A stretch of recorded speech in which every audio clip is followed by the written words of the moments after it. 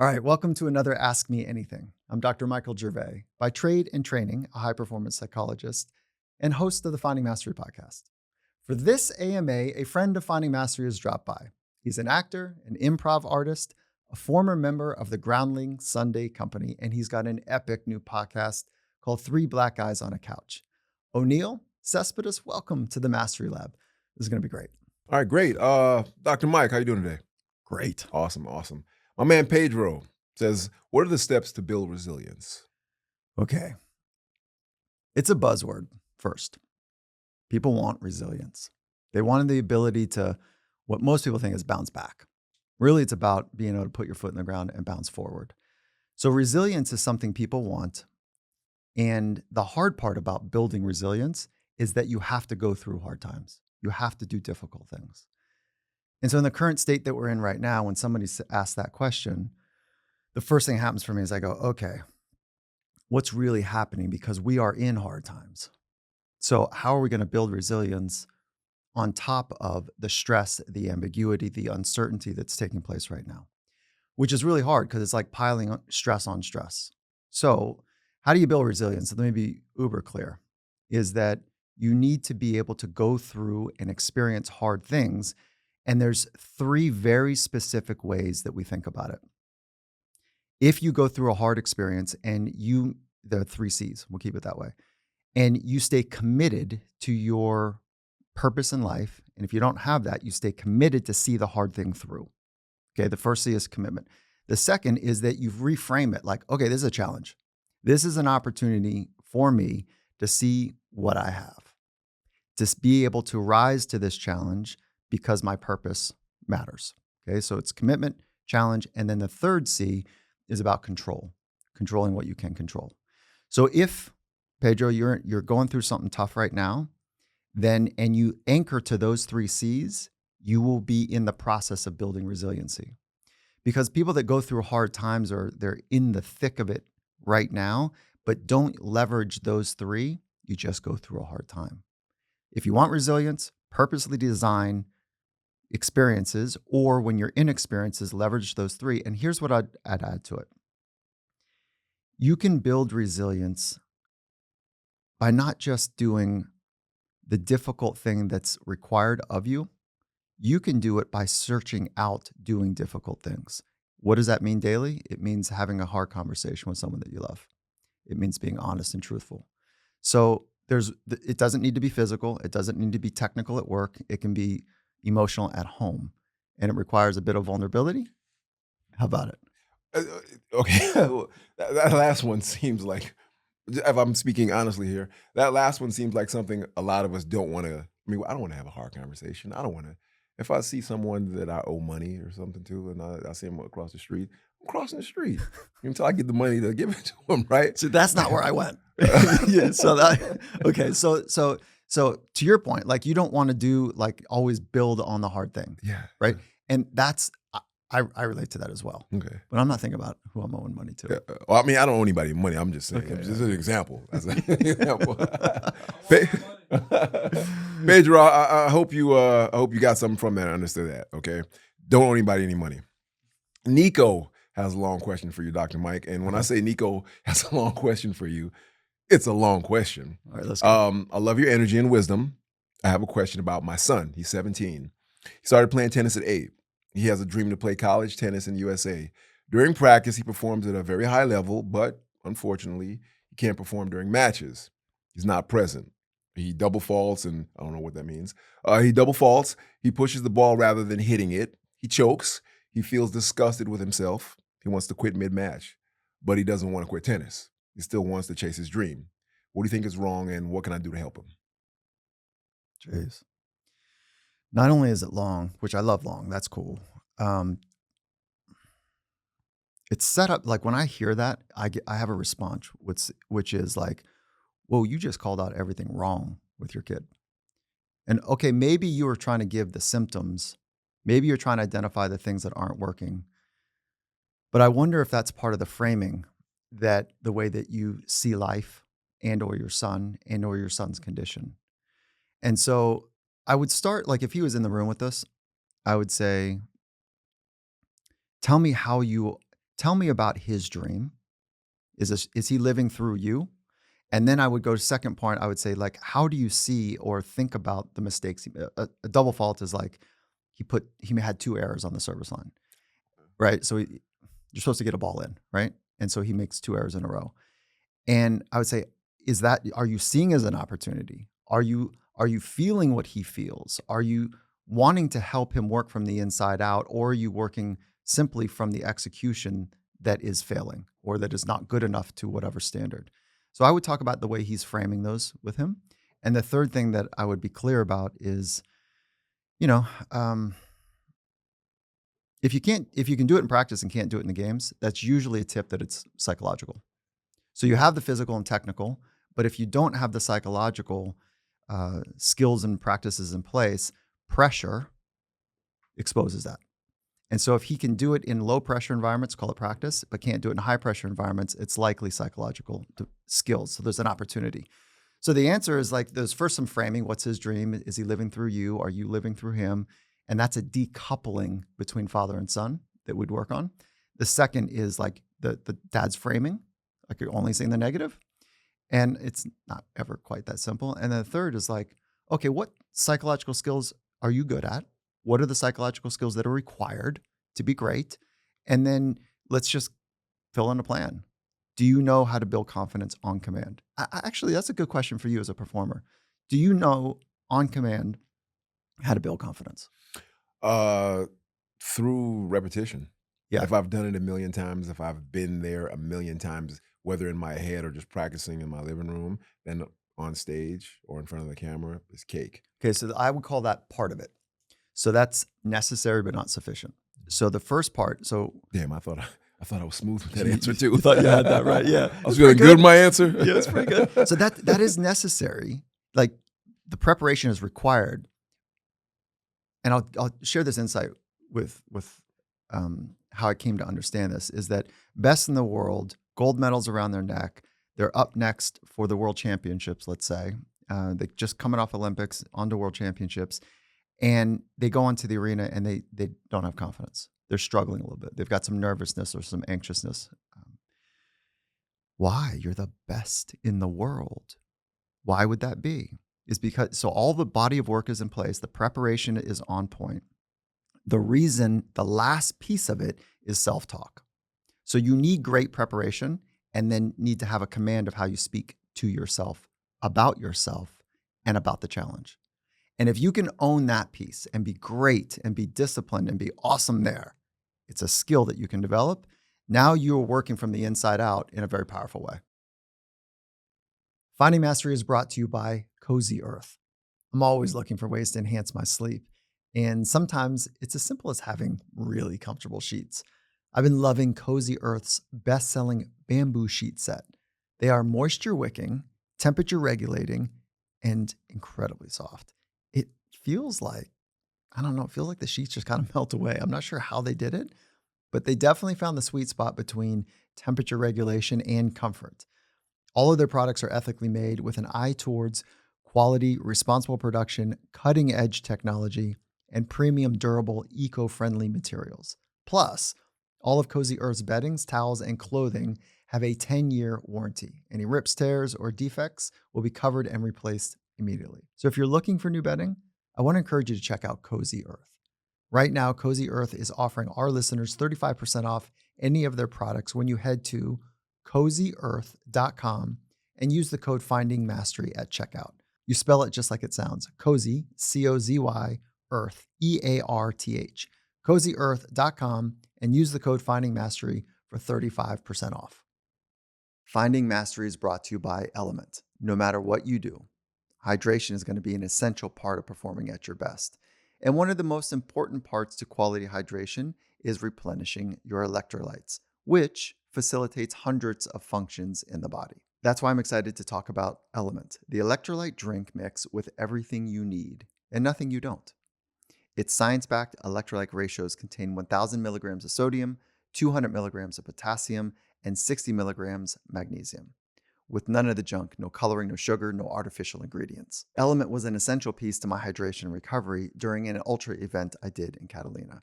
I felt so much better when using it. And by keeping my sodium at the right levels, it allowed me to better absorb other nutrients and avoid muscle cramping and headaches and fatigue. Right now, Element is offering our listeners a free sample pack with any purchase. That's 8 single serving packs free with any Element order.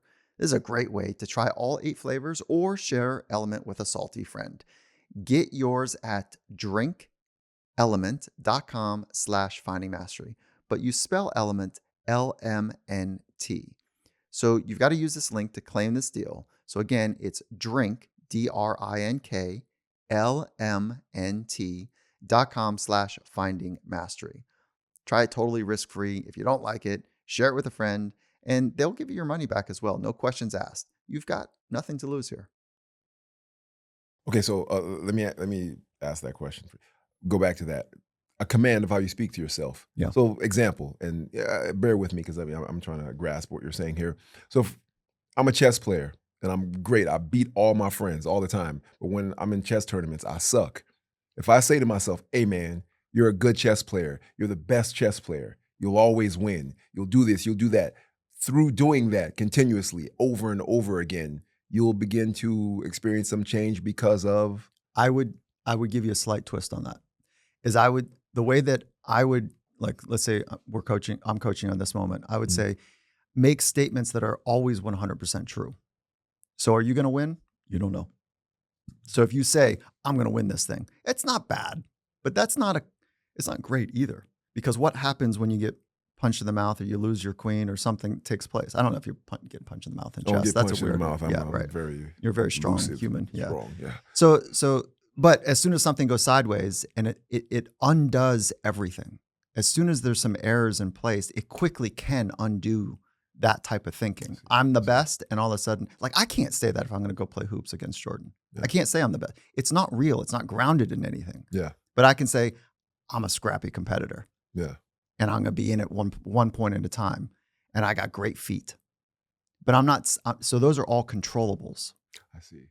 So the self-talk, if you can make it real and it's credible, and you've got a body of work that's like right on the surface, that's extraordinary, that you can rely on. Yeah. And let me talk about the body of work and the extraordinary being on the surface, the good stuff on the surface. That is like when you go back into your history and you think about things that have happened to you, can you put a spin on it? And can you have the cream rise to the top so it's available? The spin is like, yeah, I got my ass handed to me here, but you know what? I'm a great competitor. Like, I figured that out too. Yeah. And or like, I got great feet. Or, you know what? I see the chessboard in a really clear way, and I can rely on that no matter what. Despite a loss. Despite the queen getting taken, despite, the reputation of the person across from you. Yeah. Okay. So, I think that identifying the psychological skills that are important, and we just hammered confidence. And confidence comes from what you say to yourself, and you can practice that. And that would be a place I would go to, for this kid. I see. Wow. I've never thought of it like that. Like things that are doable, right then and there, that are, that makes sense. I'm doing it wrong. No, you're probably not doing it wrong. Like, look, you're doing pretty good. Yeah, right. But then you can get ahead of it. So it doesn't have to be real time, confidence building self-talk while you're playing chess or walking to the chessboard. It would be, the way we do it in sport is we front load it. So we get clear about how you want to speak to yourself. Like, what are the things you say that give you that vibe? Yeah. Right? Yeah. And then you write that stuff down. And then you look at them as like, does that really give me the vibe? Or is that, those are all true. Like, those are believable. And then you practice those. And let's talk about the type of self-talk. It needs to be credible. You have to earn what you're saying to yourself. And so when you are doing this inventory about how you want to speak to yourself, if it's not based in something, I mean, we're out in la la land. It's like, it's not real. You know it. You can't fake it. Fake it till you make it is a problem. That is not a strategy. Yeah. Nobody wants a fake bag, fake shoes, a fake surgeon doing your surgery. Like being authentic is the real deal. And so when you say that, when you say credible, it has to be grounded in reality. That's exactly it. And the reality you and I are talking about is your body of work. And that's why I was saying, pull it up to the to the top of your available memory, which is the things that you have done that are hard and real and allow you to say, I'm a great competitor Yeah. or whatever it might be. Rather than saying the things that you hope to do. Exactly. 100%. Because traditionally, and correct me if I'm wrong here, but traditionally we've been taught to shoot for the stars. You know, what that whole cliche saying, shoot for the stars, at least you'll come down with it, stardust. So, you know, traditionally we say outlandish things like, I'm gonna own 10 lofts in Dumbo, when you don't even can barely pay your rent, but people tell you to say that because the power is in the word. So I've never thought of it like that. There's I, yes, and what you're saying is right, and there's another part to it because you want to have a great vision, great clarity of where you want to go and the things you want to experience, and you want to have great clarity there. But then where it becomes hardened and catalyzed and real is the way you speak to yourself based on the things that you've done and the way that you're approaching a situation to say, well, this is part of the plan to get there. And you know what? Again, I'll go back to I'm a great competitor. And sometimes what happens for folks is that they're not clear if they have done hard things. Yeah. So it's a funny little trick our minds play on us is that sometimes it's hard to recall the adversity. Yeah. Sometimes it's hard to recall the small things that have really shaped you. Yeah. And so it is nice to take this invisible world of our mind and put it on paper and to write it down. And just taking some time to have a true and honest inventory of the hard things, the things that have helped shape you to believe that you can do hard things in the future. Just write that stuff down. It's amazing how far that goes. Yeah. All right, Nico, I hope you're happy. You got a nice long answer for your nice long question. All right. Deshant, here's Deshant with a short one. What does be here now mean for day-to-day life? What do you think it means? Be present, be aware, appreciate what's going on currently. You know, watch the butterfly fly by, smell the flowers, look at the car, appreciate it. No, That's it. Damn, that's it? No. Yeah, I was shaking my, okay, good call that's out. it. Because I was Okay, shaking my head like, yeah, it's that simple Yeah. is what I was saying. Like, that's it. Yeah. Be here right now. And that's a skill that you can also develop.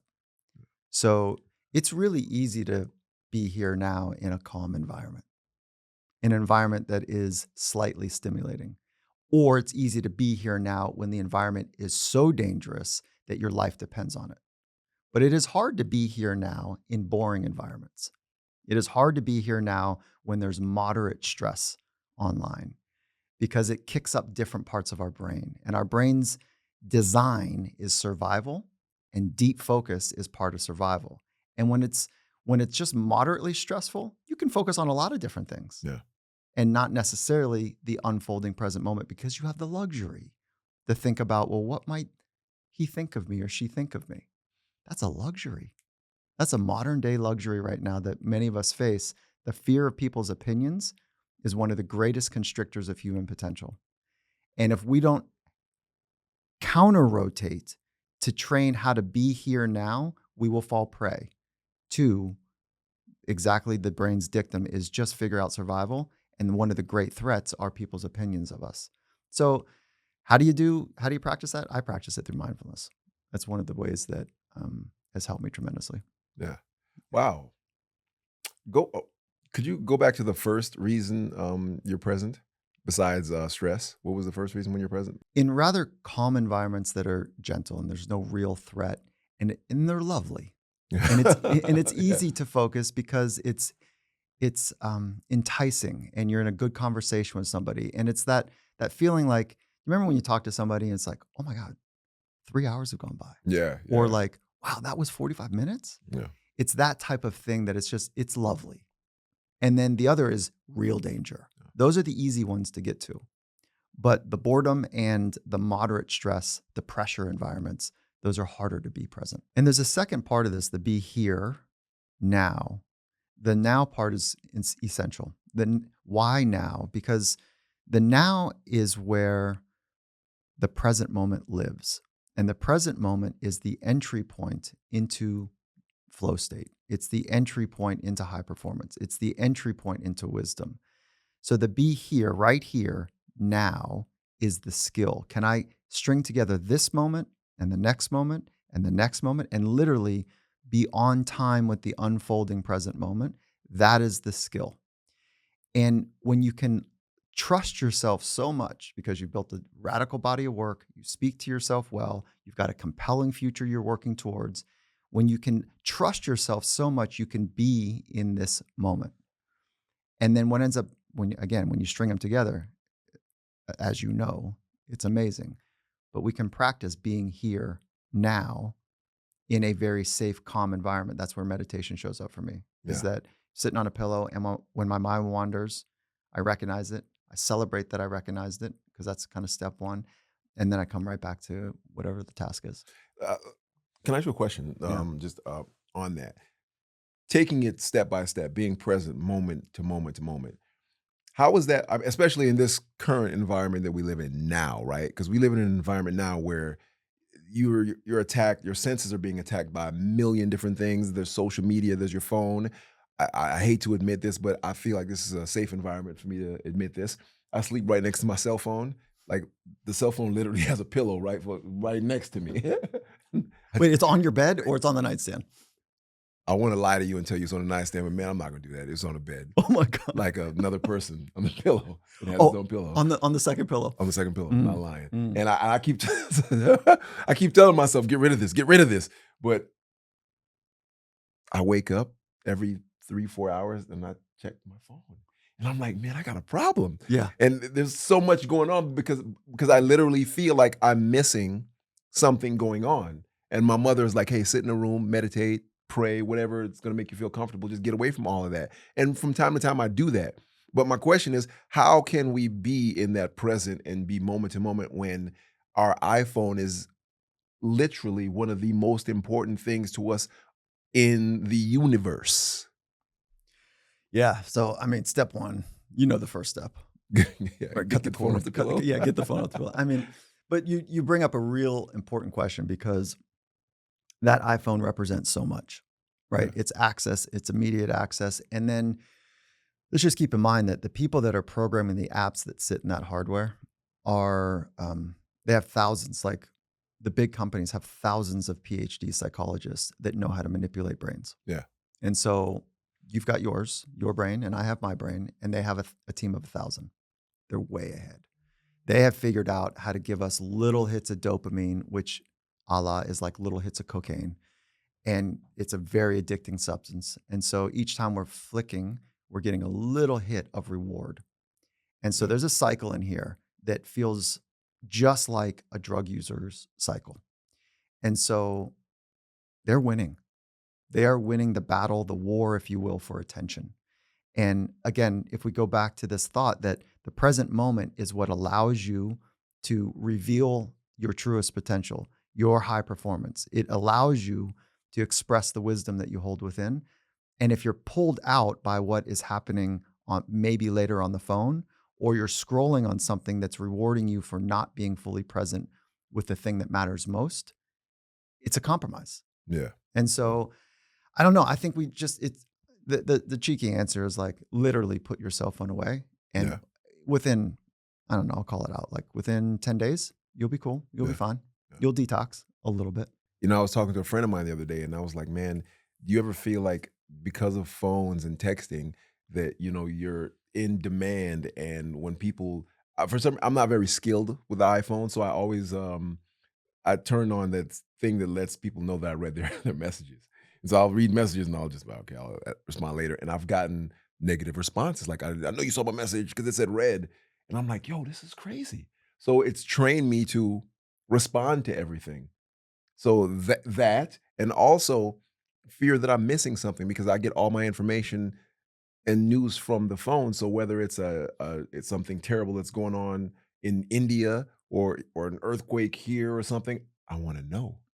And it's crazy. It's like I'm a fiend for it. I want to know what tragedy or good thing is going on, and also I don't want anybody to feel like I'm ignoring them. Yeah, I think you're sitting right on the essence of like a general pervasive anxiousness about, something out there is going to make me inside be okay. And Yeah, that is a very I know that feeling. It's hard. That's a tough way to go through. And especially on top of it, if sleep is compromised, because sleep Yeah, is the yeah, number one investment back into your energy system. yeah. It's the big one. And if you're compromising sleep or you're waking up, I mean, let's say you don't want to get the phone out of the bed. Like you have a good relationship with your phone. I would say it's unhealthy at this point, right?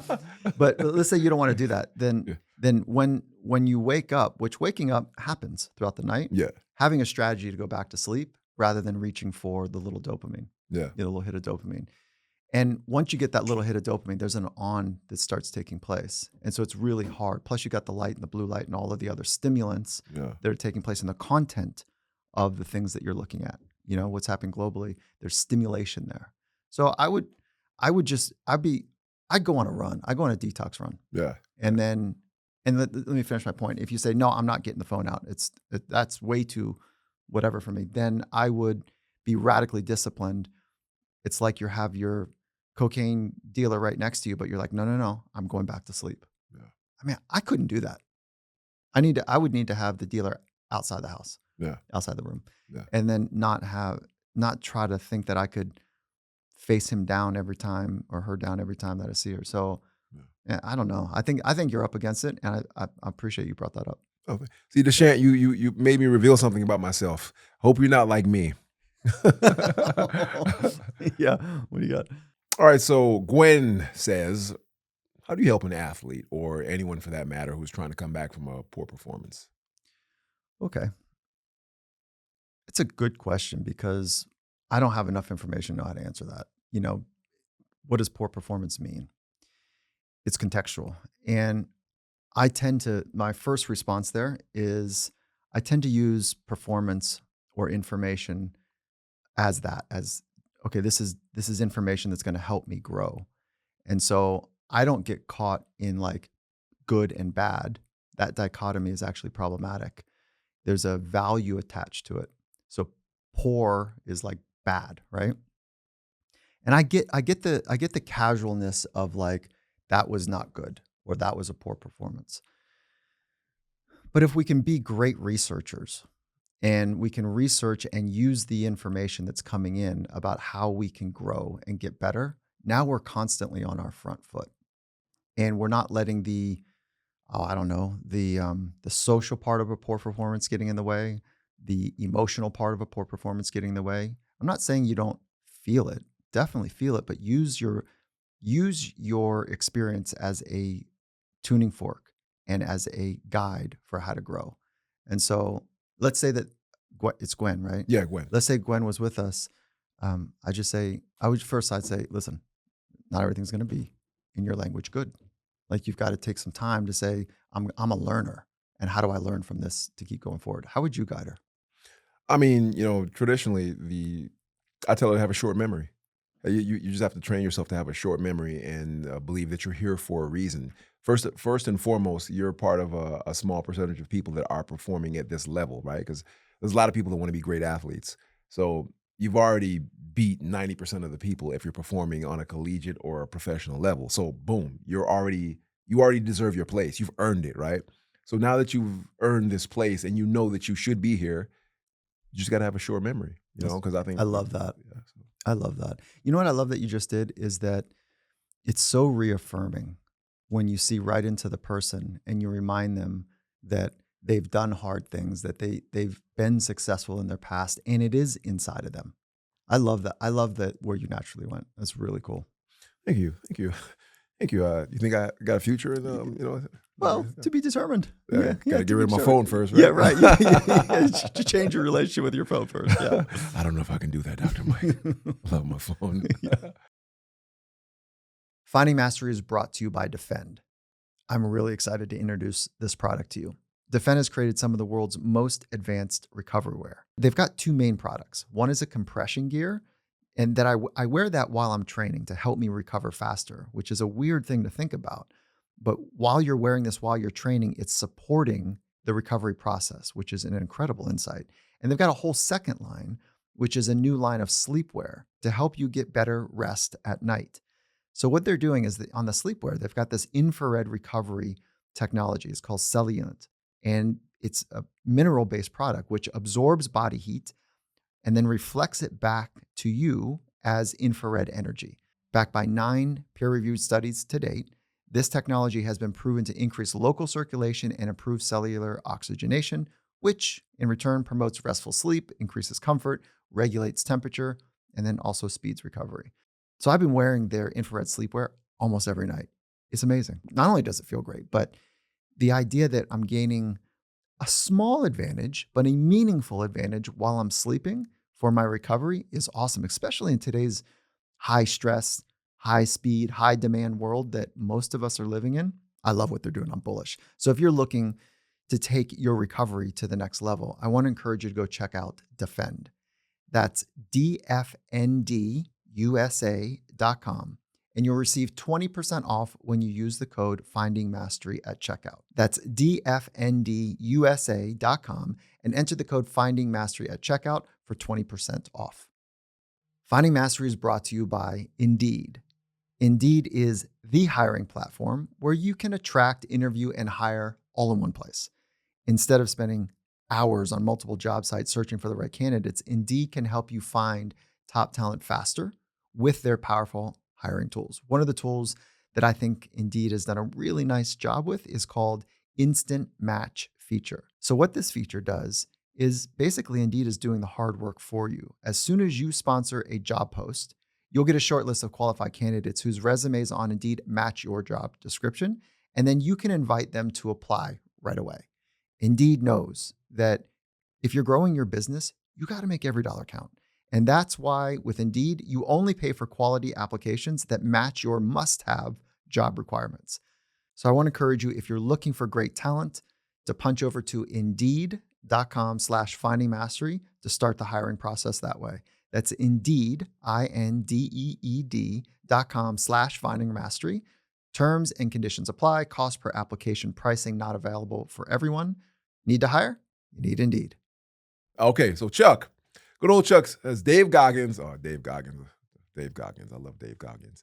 He talks about the idea of the 40% rule, where he suggests that when your mind tells you that you're done, you're only 40% done.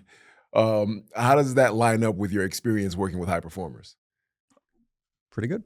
Yeah. Yeah, I think I think that insight, there was some research around, and I'm not completely current with it right now, but the central governor as a concept. And so the central governor was this physiological way to understand capacity. And the idea was that our brains have a governor that says to prevent us from exploding, to prevent us from overheating, from too much strain, to prevent us from blowing out our system. Okay, there's lots of ways you can think about it, but there's this governor that says, "Oh no, you can't go further because we need to take care of ourselves." And so the central governor is a limiter, and lactic acid is one example of part of that process. So when you reach that threshold where the governor is saying, this is where you need to stop, he's suggesting that you can change that relationship by knowing that you've got more in the tank. Your brain is telling you you've reached a threshold for survival, that I want to make sure you don't go further because I don't know what the future is. So I need to hold on to the resources that are in the backlog. And so that 40% is interesting. I don't know if we can exactly say that, but it's clever. Yeah. And it gives you this idea that there is more room to go. And for 99.9% of the world, yeah, that's a good strategy. I'm sorry, go ahead. No, I was going to say, I think the central governor is not tested for most people. Yeah. Unless you have folks that are in the ultra space or the marathon space that understand what it's like to have one cyclist explained it to me this way. He said, for me to be great at my sport, he's an Olympian, he says, it feels like there's a toaster oven in my chest for hours at a time. That's how hot it is for him. That's how uncomfortable he is for an extended period of time. Most people, I don't know what that feels like. So he's pushed his central governor and created real adaptations. Yeah. And it's not like it just goes away. So that 40%, it's clever. I don't know. I can't point to the exact science of that, but I think it's really clever. Yeah, that's interesting. You say that, or this question was posed because like I was saying earlier, I'm trying to train for this 5K and drop my time down. And Austin was telling me one day, he was like, "Hey, you just have to be comfortable with being uncomfortable," right? And I thought about that whole 40% rule and the way you just so eloquently put it about this governor that's worried about you and telling you, "Hey, I don't know how much you have left." So you're basically saying is sometimes you can ignore that and go a little beyond it, right? But it's there for a purpose. It's there for a reason to, keep you safe. It's like your big brother looking out for you, That's exactly what it is. But Yep. you can ignore your big brother sometimes and go a little further and dibble and dabble in that incrementally, or is this That's something? you nailed it. And I wouldn't ignore the governor. I would have a relationship with it. Yeah, It's like, okay, there it is. I see you. And and I'm gonna just kind of keep going through here. And so I would have a relationship with it rather than like ignore it or say some sort of dismissiveness. I yeah, would use it as information. yeah. But it doesn't have to be the loudest voice. Gotcha. Yeah. Gotcha. All right, Chuck, you don't ignore your big brother. You know what I'm saying? Listen to your big brother. All right, Sam, I'm curious to what extent do people have both an ability and responsibility to help others, especially I like this one, especially family, cultivate their own inner lives. Any thoughts on that?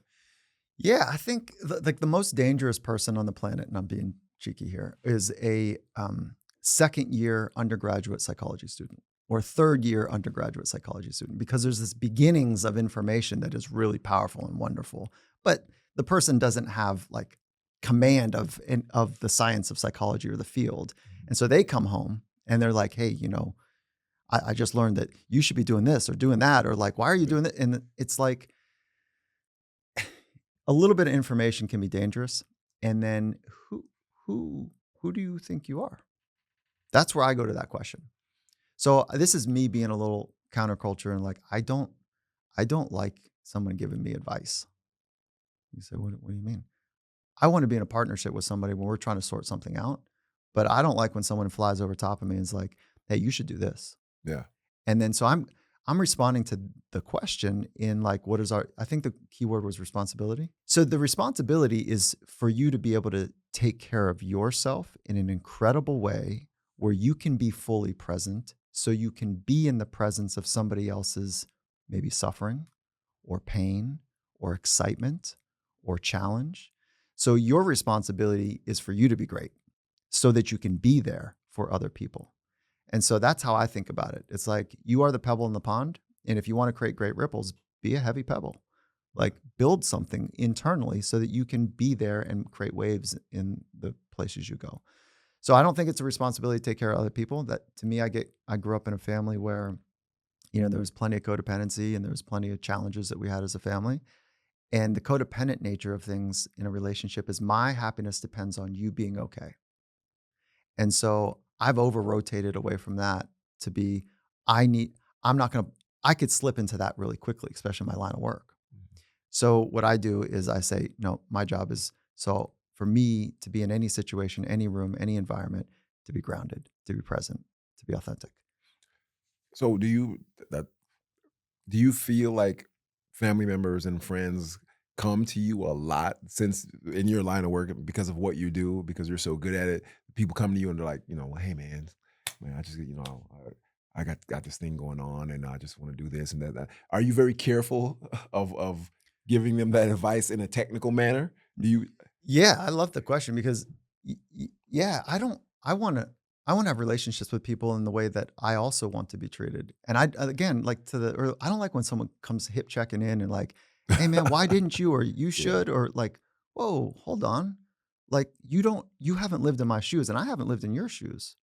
And my life experience is complicated and I bet yours is too." yeah, And so how can I partner up to understand? But people come to me and they have this idea that somebody outside of them might be able to help them. And then what I do is I hold the mirror up and say, no, no, no, everything you need is already inside you. Let's clear away. Let's get to that clarity. You've already solved hard things. You've already done, real challenge in your life. How have you successfully navigated those times? Let's yeah. rely on that internal wisdom that you already have. So Aaron asks, when experiencing jealousy or envy in relationships, what tools can you use to temper the intensity of the emotion? Cool question. Those are, let's do emotions for just a minute. Let's do a quick little hit on emotions and principles for that matter. So emotions and core principles that we have are a bit like seeds. And we all have all of the seeds available to us. You and I both have the seeds of jealousy and anger and love and compassion. And we have all the seeds. We have all of the core material for that. And so what we think about is like watering that seed. What we attend to in our mind and in our behaviors is watering that seed. Some of these seeds turn into weeds and they just really start to take over. Jealousy is one of those that is a bit more like a weed. And if you want to change your relationship with the way that somebody else is experiencing something amazing in their life, meaning jealous, or what was the other characteristic? Jealousy was the one I'm Was it jealousy? envy. Envy, yes, Yeah, envy. Yep, okay. yep. The first thing is recognize how it works. When you think about these things, they're growing. Okay. So when you're thinking about the success of somebody else or something that's amazing that's happened to another person, and you notice that your responses of jealousy, what you do in the moment is you label it.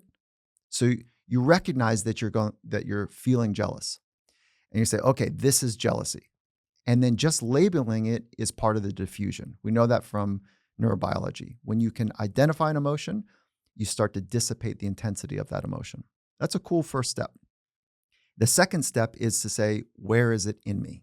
Physically, do I feel it in my stomach? Do I feel it in my jaw? Do my hands tighten up? Do I get clammy? So physically, what happens? And then you can watch that experience. And just watching it also dissipates it. So there's two levers there, okay?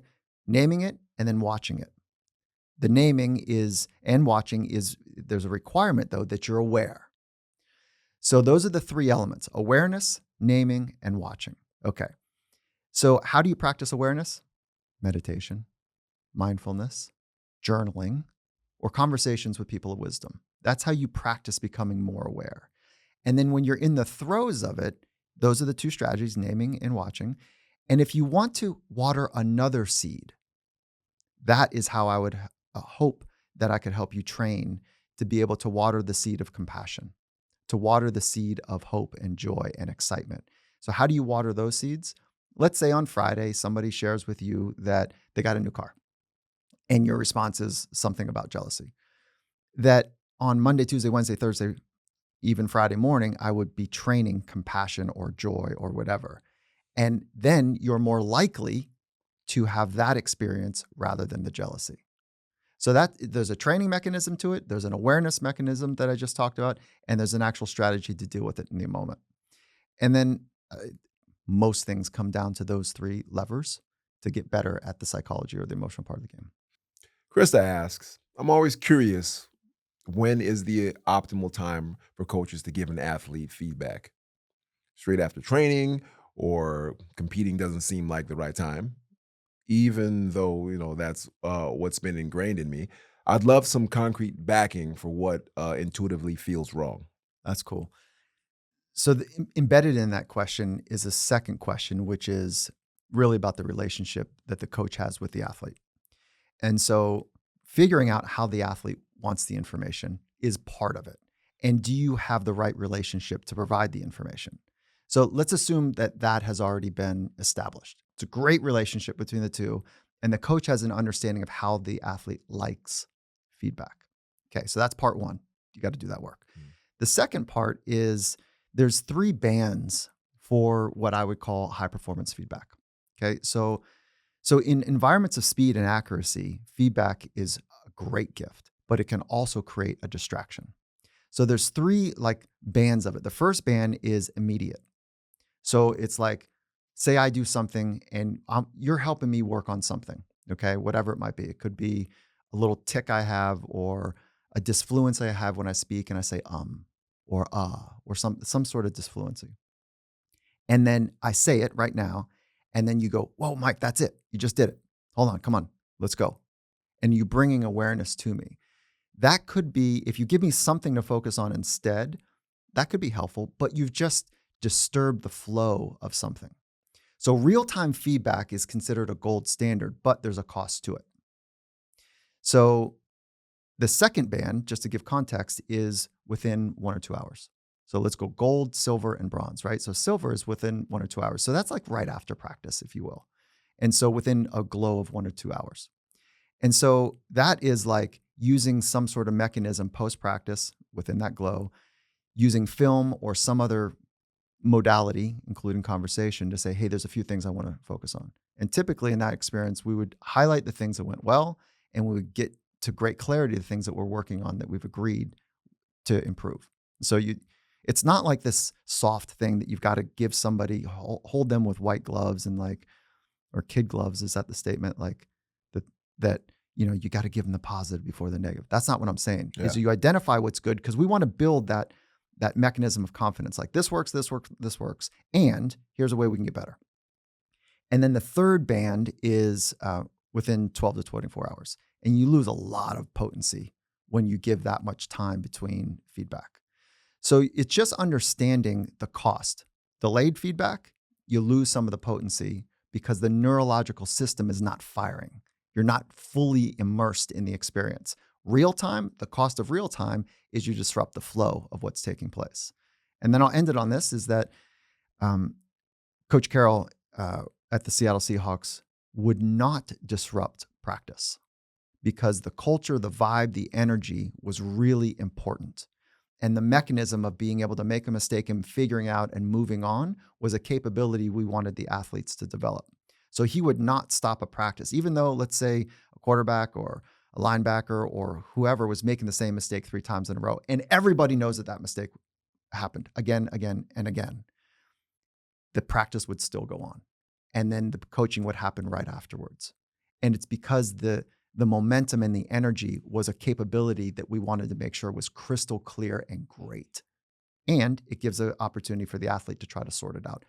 People that want to be great, they know when they make mistakes. Yeah. They know exactly what they did wrong. Oftentimes, I feel like we don't need to pile on in any kind of way. The feedback that I like in the immediacy is a nod. Okay. So would you say that's the best one? The immediacy. Yeah. That is, yeah. But again, the relationship's got to be intact first. Finding Mastery is brought to you by Sundays. If you're like me, your dog is a really important part of your family. What are you feeding them? I feed him Sundays, and he loves it. So Sundays, it's the first human grade air-dried dog food. And it's the only one I use now with my dog. Combining the nutrition and taste of an all-natural human grade food, all designed with the ease of zero prep, ready-to-eat meal plans. Sundays is the best way to feed your best friend. So unlike most human grade dog foods, Sundays is gently air-dried and it's ready to eat. Versus the other brands that I have tried these too, that are cooked and frozen instead. And you got to kind of do something with them to prep, and there's a whole cleanup thing on the other side. Not with Sundays. It's as simple as scoop and serve, and then you watch your dog just go kind of nuts over it. And so all of Sundays ingredients are easy to pronounce and healthy for dogs to eat. How about it? Head over to sundaysfordogs.com/finding mastery. And then use the code Finding Mastery at checkout for 35% off your first order. It's just like it sounds. Sundays, SUNDAYS, for FOR, dogs, DOGS. Sundaysfordogs.com/Finding Mastery and use the code Finding Mastery to receive 35% off your first order. What about like coaches who don't have that relationship with you, and they're just, for lack of a better word, a hard case, right? Who they've found success in delivering in any way, any form, at any time, whether it's immediately disrupting the flow, that perfect middle ground, like Coach Carroll does, or telling you like a week later, like, hey man, I just want to let you know, man, you ran that route terribly last week.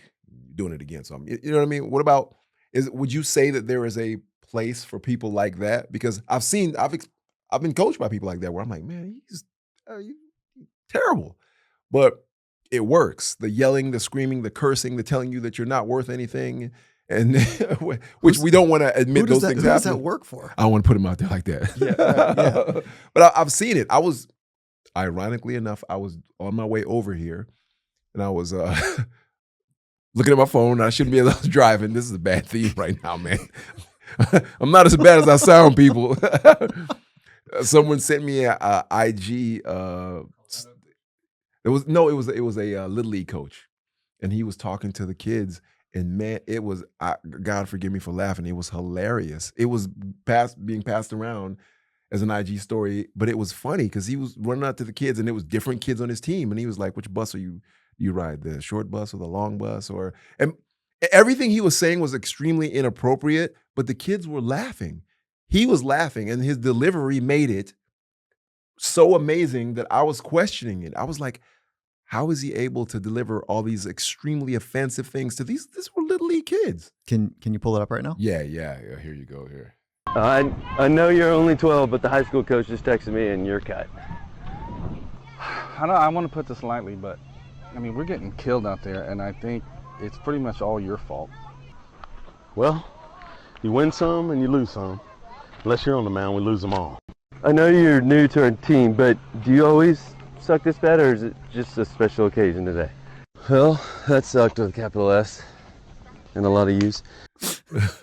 Okay, so obviously this, you're right, 100% inappropriate, and however, I don't know either of these folks, but it looks like, whether it's staged or not, it looks like this is this guy's personality, and these kids probably love him, right? And I just listened to a handful of them, but he doesn't, it's weird when I watch this, I don't go, oh my God, he is crushing these kids. That's how I felt. Yeah. Right. To your point. Yeah. There's almost like humor, a reality, and an uplifting kind of silliness. But I wonder what happens when the edit's off. Yeah. What's happening in other places, which he's like, you guys are amazing. I love you guys. And like, look, I'm just going to poke some fun at some stuff. And I don't know what else the context of this is, but yeah. But to your point about like, how does this work is that,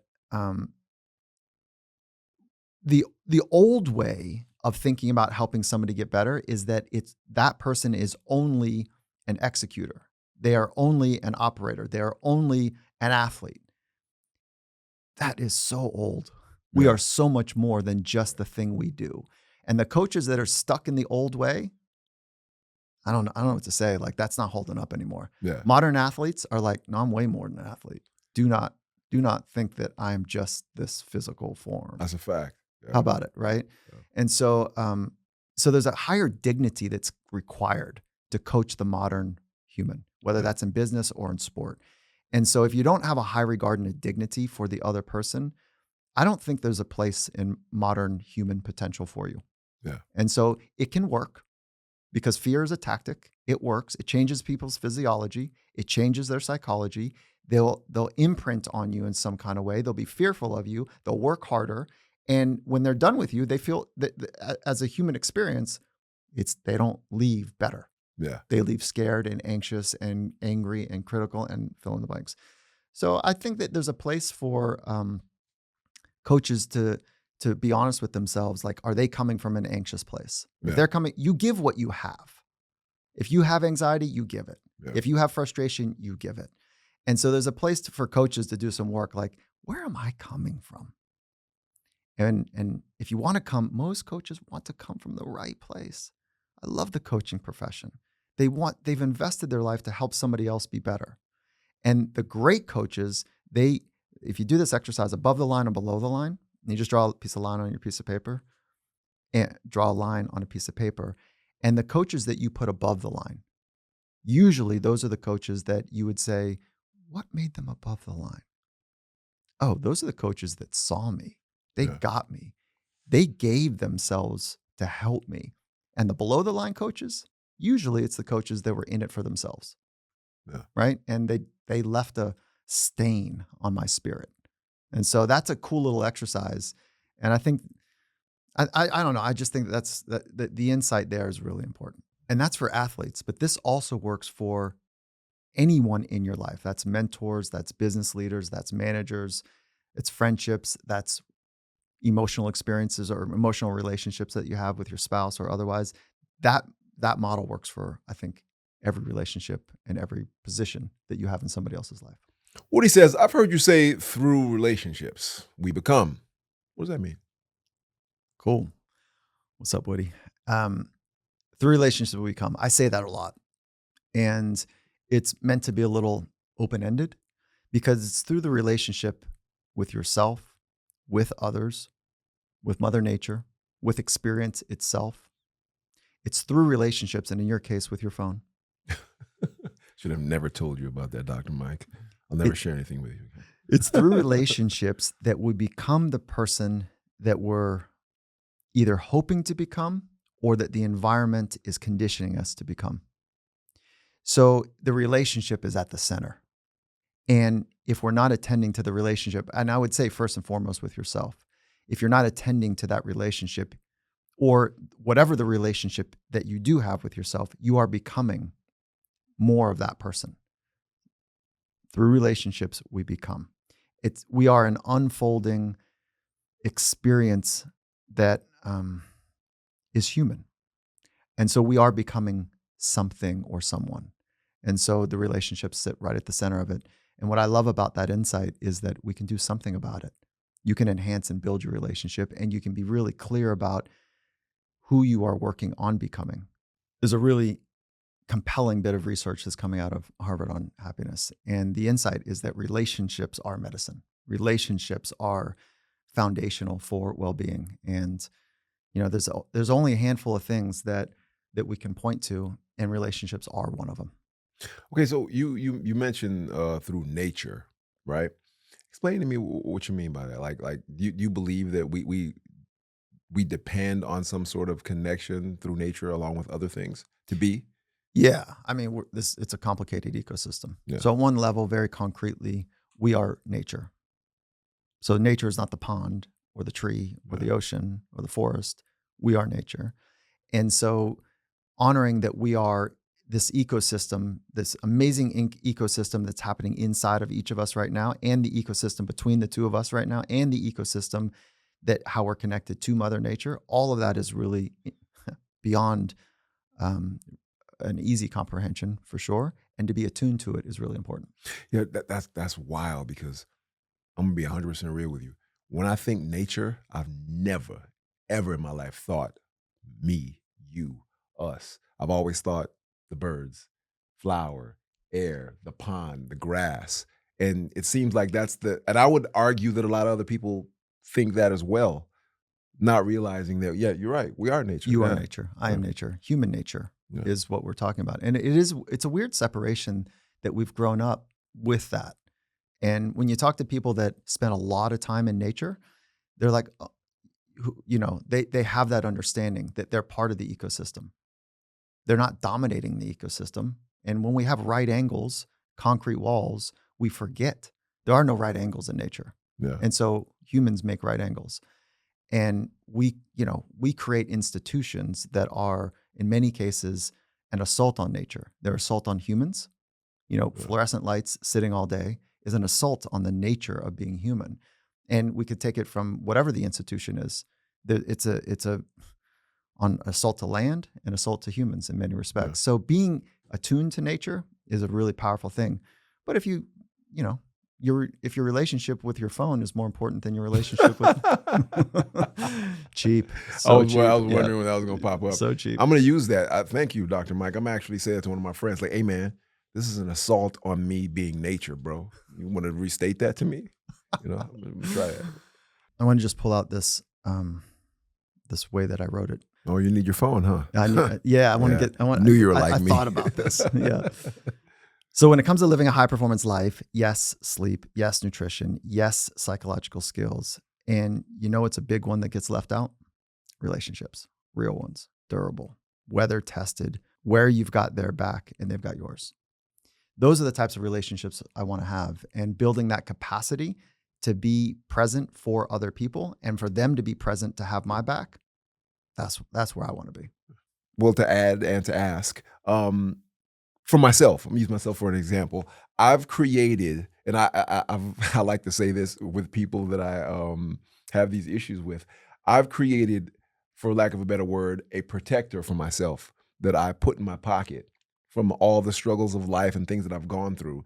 And I always tell people I feel like I'm very nice. I'm super nice. So because I'm so nice and I'm very inviting and I have this happy-go-lucky smile on my face, people tend to want to, take advantage or go a little further. So over the years, to protect myself, I've created an alter ego or a more aggressive, bullyish person that I keep in my pocket. And the running joke that I always tell people is, I'm an alpha male wrapped in a beta package, right? So I want to sit at the table and be a beta. Everyone can talk, everyone can do their thing. Just don't cross me. I'll let you get away with anything. I'll let you do things, but just don't really think you can take advantage of me, because if you do try to do that, I'm going to pull the other me out of my pocket and let him sit and handle that business.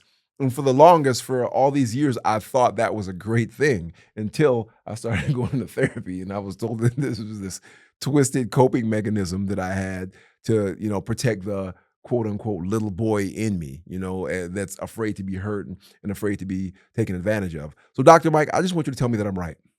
Yeah, well, I love that.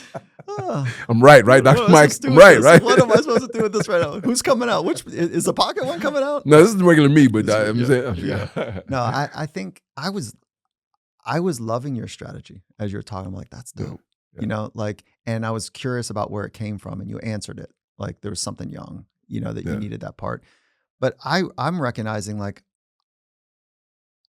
the downside of that might be that you scare people. Like there's a hidden shadow part of you that is dangerous, that's a little scary. And so that might keep people away, right? And so it's a mechanism to not have somebody come too far in. So there's a cost to intimacy, there's a cost to that, because when you say that, listen, I'm friendly, but I might cut you. I'm friendly, but if you get too close or betray me, it could be really bad for you. And so that there's a cost to that, your protection. And what ends up happening is that they don't fully come in because they don't know. But I don't know. I like the strategy. I think it's serving a purpose for you. I wouldn't suggest put it away. But if it's causing some sort of distress in intimacy, likely is that the. Thank you, Dr. Mike. So for all you people out there who thought I was wrong, Dr. Mike said I was right. I'm supposed to be like this. Oh God, where is this going to go? Oh, yeah, my good goodness. man. All right, Thank I you. appreciate you. I appreciate you as well. Thank you for having me on. Yeah, great.